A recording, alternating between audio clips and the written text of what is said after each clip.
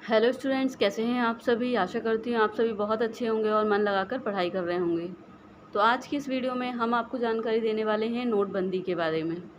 नोटबंदी यानी कि डीमोनेटाइजेशन भी कह सकते हैं इसे, मुद्रा विमुद्रीकरण, इन सभी नामों से हम इसे जानते हैं, लेकिन आम भाषा में हम इसे नोटबंदी कहते हैं। तो इसकी परिभाषा क्या होती है, नोटबंदी करने का उद्देश्य क्या होता है और भारत में कितनी बार हो चुकी है नोटबंदी, तो इन सभी पॉइंट्स पर हम आपको आज की वीडियो में जानकारी देंगे। तो बने रहिए हमारे साथ। चलिए शुरू करते हैं।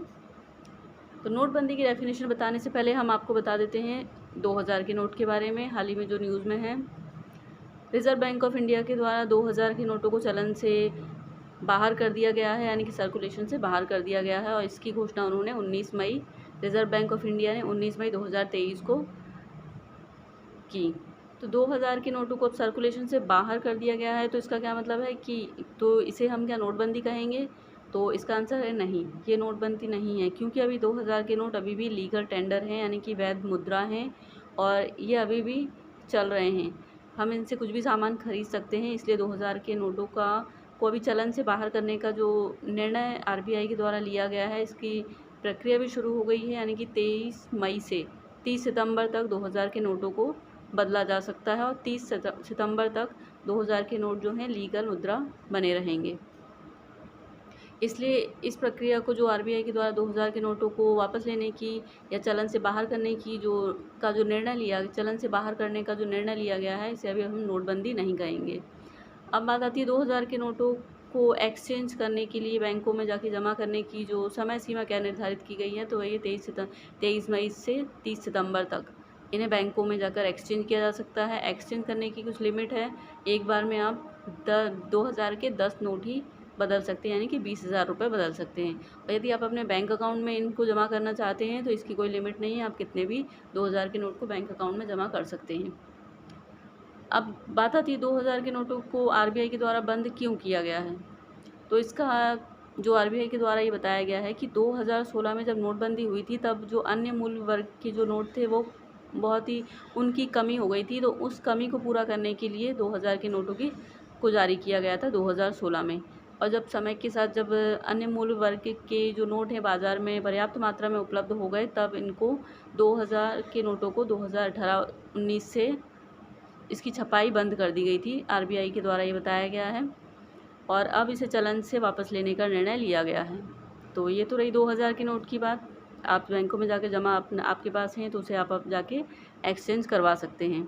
अब हम अपने टॉपिक पर आते हैं और आपको जानकारी देते हैं नोटबंदी के बारे में। तो इसकी डेफिनेशन है, तो इसकी शुरुआत करते हैं इसकी परिभाषा से। तो नोटबंदी जो है एक आर्थिक गतिविधि है जिसके अंतर्गत सरकार पुरानी मुद्रा को बंद कर देती है और नई मुद्रा को चालू करती है।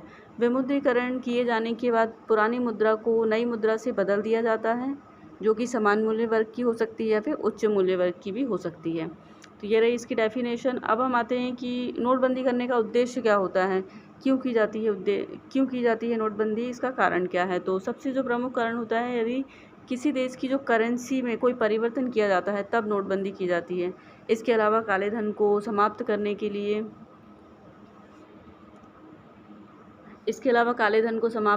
लिए भ्रष्टाचार को रोकने के लिए, कर चोरी को रोकने के लिए, आतंकवाद को रोकने के लिए, ये सारे कुछ प्रमुख कारण हैं जिसके लिए नोटबंदी करने का किसी भी देश के द्वारा निर्णय लिया जाता है।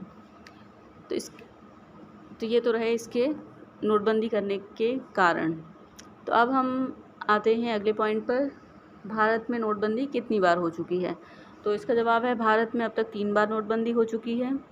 सबसे पहले जो नोटबंदी हुई थी 1946 में हुई थी। उस समय भारत में आज़ादी के पहले 1946 में भारत में नोटबंदी हुई थी और इस समय भारत 1000 और 10,000 रुपये के नोटों को चलन से बाहर किया गया था। इसके बाद जो दूसरी बार नोटबंदी जो हुई थी वो 1978 में हुई थी। उस समय प्रधानमंत्री मोरारजी देसाई थे और इन्होंने रेडियो पर इसकी घोषणा की थी। और 1978 में दूसरी बार नोटबंदी जब हुई थी तब 1000 रुपये, 5000 और 10,000 रुपये के नोटों को चलन से बाहर किया गया था। तीसरी बार जब नोटबंदी हुई थी तब 8 नवंबर 2016 को माननीय प्रधानमंत्री नरेंद्र मोदी जी ने इसकी घोषणा की थी और 500 रुपये और 1000 के नोटों को चलन से बाहर किया गया था। 2016 में जब नोटबंदी तीसरी बार हुई थी तभी 2000 के नोटों को 2016 में जारी किया गया था, जिन्हें अभी हाल ही में आरबीआई ने वापस लेने का निर्णय लिया है, सर्कुलेशन से बाहर करने का निर्णय लिया है।